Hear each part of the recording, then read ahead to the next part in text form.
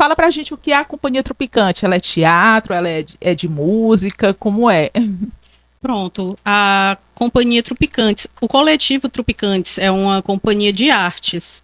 Então, nós temos essa vertente muito voltada para a ópera, mas é, na verdade, a junção de teatro e música, né? Então, a companhia em si é um grupo formado por cantores, intérpretes, e nós somos bem novinhos. Nós estreamos dia 7 de fevereiro Desse desse ano Novinhos mesmo. lá no Teatro do Cuca Psico, o nosso primeiro espetáculo. Mas é uma ideia que já estava sendo discutida desde o ano passado, porque surgiu a partir do diretor, né, do coordenador da Tropicantes, que é o Daniel Sombra. Ele é professor de canto, professor de música e cantor. Ele conversou com alguns cantores, alguns amigos. Eu e o Léo somos parte do grupo, né, desse elenco. E ele convidou para a gente estudar canto com ele. E a partir desses ensaios, dessas aulas, a gente foi vendo que surgiu esse grupo com interesse em comum de cantar áreas de ópera, de apresentar espetáculo, e foi quando nasceu a Tropicantes, a ideia da Tropicantes em 2024. Mas a gente só realmente estreou em espetáculo nesse ano, em fevereiro. Puxa. E agora surgiu essa outra oportunidade que é uma responsabilidade ainda maior, em parceria com a OSUFSE, né, que é a Orquestra Sinfônica da UFC, que é de montar uma ópera. No caso, Bastião e Bastiana. É a nossa primeira ópera com o Tropicantes e com a Orquestra Sinfônica, mas também a nossa primeira ópera da vida. Isso mesmo. Eita, primeira ópera de vocês. Eita. Sim. Como é que tá aí o coração, a preparação aí pro evento? Muito feliz, né? Acho que, como a gente falou em outro momento, é uma realização de um sonho nosso, assim, né? Aham. Porque eu, a Juju e o Sombra, e provavelmente outros membros também do coletivo, nós temos esse contato com a ópera já desde muito novos. A gente gostava, acompanhava, achava aquilo bonito, né? Que intrigava a gente. Ou brincava de fazer ópera, né? Isso é como se fosse a realização dessas brincadeiras que a gente fazia agora chegando no mundo real, né? A Aham. gente conseguindo participar de uma ópera completa, digamos assim, porque o que geralmente se faz é montar apenas um ato, montar, às vezes, só as áreas, só canta as músicas, né? Porque a área é como se ela fosse o que a gente conhece como uma música, né? Uma música do Spotify, do YouTube, que a gente vê lá que tem 5, 6 minutos. A área é parecido com isso, que é um solo de um cantor, que ele tem um momento dramático que ele está ali expressando as emoções dele, né? Basicamente. E essa ópera não, a gente vai ter a área, a gente vai ter os textos, a dramaturgia, vai ter os personagens, E tudo mais, cenário, figurino, orquestra, iluminação, né? E nós tivemos já, essa é a nossa segunda experiência adaptando ópera para o português. A diferença do nosso primeiro espetáculo, que é um espetáculo onde nós escolhemos áreas de óperas, o elenco é bem maior, né, desse espetáculo, que foi o nosso primeiro, que é o Cantos de Calçada. E o Cantos de Calçada, nós fizemos a estreia dele no Teatro do Cuca Psi, dia 7 de fevereiro desse ano. E foi a nossa primeira experiência montando o que seria uma opereta com áreas de óperas conhecidas em português. Cada um fez essa tarefa de casa, foi estudar do que é que se tratava a sua música para poder fazer essa tradução e soar bem no português, sem perder a essência do que aquela música está dizendo. E foi uma experiência muito boa para a gente. Logo em seguida veio o convite do Leandro Serafim, que é o maestro da OSUFSE, da gente finalmente montar a primeira ópera da Orquestra Sinfônica, que também é a nossa primeira ópera, né, em parceria. E há muitos anos não se é montada uma ópera, não se é apresentada nos teatros uma ópera aqui em Fortaleza. Então, a gente veio com essa responsabilidade, essa missão de poder fazer com que essa cena cresça mais.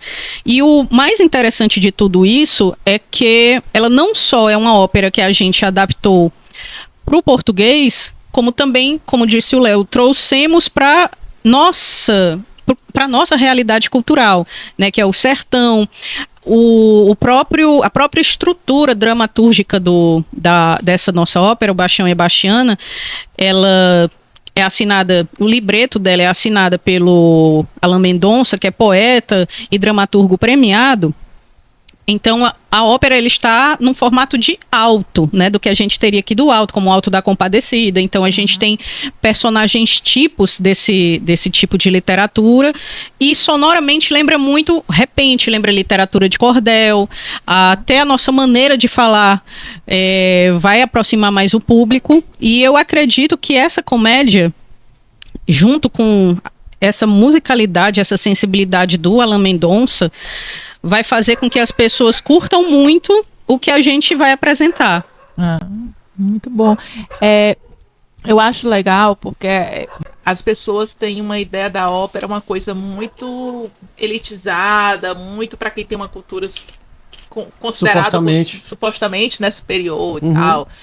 E as pessoas ficam, eu não vou porque eu não vou entender o que eles estão cantando, eu não vou entender. E aí quando você passa para o português, já aproxima as pessoas, porque elas agora vão entender o que está sendo cantado ali, e tendo a parte do teatro também, fica tudo mais fácil de compreender. E quando você ainda coloca os elementos da raiz nordestina, aí é que faz mesmo com que a gente se sinta mais próximo daquilo que está sendo apresentado, e as pessoas sintam vontade de ir e voltar uma outra vez para assistir, né? Eu já ouvi pessoas me falando isso que você disse, Carol, de achar que ópera e música de concerto é uma coisa para um público mais elitizado. Mas, assim, nós somos... Eu não vou entender... Eu não concordo com isso, porque você está vendo aqui duas pessoas que são a prova de que a música está acima de qualquer outra coisa. A música chega primeiro na sua sensibilidade. Ela lhe toca primeiro, antes de tudo. Mesmo se você não estiver entendendo o que a pessoa está cantando, a música, ela te toca de alguma forma. Sim. Então, nós somos prova disso, porque quando nós éramos crianças, eu não entendi italiano, não entendi alemão, não entendia francês. E quando era criança, eu gostava daquilo que eu estava vendo por conta do que a música passava para mim, né? Então, eu não acredito que esse tipo de música, uma ópera, seja para um público específico. Porque é tudo questão de sensibilidade, né? Exato. Talvez a pessoa perca a oportunidade de conhecer algo diferente porque acha que ela não vai entender ou não vai gostar, ou que é muito distante da realidade dela. Mas se você é uma pessoa sensível, você vai ser tocada por isso de alguma forma. Eu acho que as pessoas têm essa ideia, porque assim, quando a gente vai assistir televisão, quando vai passar uma ópera, sempre tá aquele pessoal muito chique, muito bem vestido. E aí fica dando a ideia de que só aquele público tem acesso a esse tipo de música, né? Porque é uma coisa que é cultural, vem passando sempre na filme, novela, tudo que for que a gente assiste. Quando mostra a ópera, é aquele pessoal altamente bem vestido, uma classe A, digamos assim, né? E aí a gente automaticamente, eu acho que aquilo fica no inconsciente da gente, que aquilo ali não é pra gente. Mas, assim, essa leitura, ela não está totalmente errada, no sentido, assim, que isso quer dizer? Existe essa elitização e essa utilização da ópera e de outras maneiras de arte como um processo de reprodução da cultura burguesa, né? Nessa coisa de quem está ali no seu casaco, né? Na Europa, aquela coisa bem chique mesmo da Europa, isso existe. O que a gente tenta fazer é justamente mostrar como ela não precisa ser isso. Isso, achei ótimo isso que vocês estão fazendo. Então, tipo assim, eu acho que essa sensação dessa fineza, que eu acho que é uma coisa sublime, né, que tá ligado um pouco a essa coisa de querer se arrumar e tal, eu acho isso legal. Mas a coisa da elitização que tem da ópera é uma coisa construída pela classe que se utilizava dela para se legitimar, né? Porque assim, quem é que consumia a ópera primeiro? eram os nobres. Sim. E aí, camponês, assim, até onde eu sei, posso estar equivocado, não tinha como ir pro teatro, assistir ópera. A ópera era pra galera da nobreza. Depois que a nobreza ali foi substituída pela burguesia, a burguesia tomou isso pra se legitimar, né? Então agora somos nós. Agora é pra nós que vocês tocam. E aí, chegou um momento onde a pequena burguesia, né, os trabalhadores que têm um pouquinho mais de dinheiro, conseguiram acessar isso também. E se tornou ainda, e ainda tem um pouco disso, de se tornar uma marca de, eu consumo ópera, eu sou uma pessoa diferenciada. Né? Sou Trude Rocha, sou Trude Rocha. Isso. Mas aí, o que a gente propõe é uma desconstrução disso. Eu traço um paralelo relacionado a esses comentários ao seguinte: os atores, né, que não deixam de ser cantores, os atores da ópera, você olha pra eles como você olha pros atores da Globo. Como é que eram as novelas antigamente da Globo? Todo mundo era rico. Chega, você ficava puto, assim, tipo assim, caralho, o cara mora numa mansão, viado. Aí você ficava assim, o cara é classe média, mas a casa dele tem mais de 100 metros quadrados. E você começava a ficar incomodado. E o pior é que, tipo assim, na nossa cabeça, os atores são ricos. A gente pensa assim, porra, meu irmão, e quando você vai ver, tem um lado dos artistas, porque os caras não tem nem pra onde ir. Então, tipo assim, a sua fala foi muito feliz quando você disse assim, porque as óperas, elas legitimavam uma classe. Isso. Porque aquele pessoal assistia. Mas a ópera, ela nunca foi construída pela classe alta. Não. Nenhum músico, né?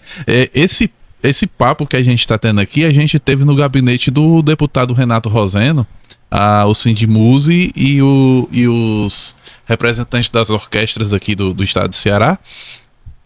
E a gente, naquele diálogo, no fervor da conversa, a gente chegou à conclusão que, tipo assim, hoje, da década de 80 para 2025, os ouvintes da música erudita migraram completamente da classe alta para a classe trabalhadora. A classe alta não está mais consumindo o que a gente chama de como é que eu posso dizer? O chique. Eles estão em chique, né? E quem está agora consumindo o chique é a classe trabalhadora. E quem mantém acesa o fogo da arte erudita é a classe necessitada. Por quê? E como isso está chegando nas pessoas? Projetos sociais, escolas, Sim. cucas, e que toda força alguns políticos tentam barrar e destruir. Porque quando alguém chega e bate nos projetos sociais e nos editais, você tá batendo numa cultura que são os pobres que estão tentando manter aceso, né?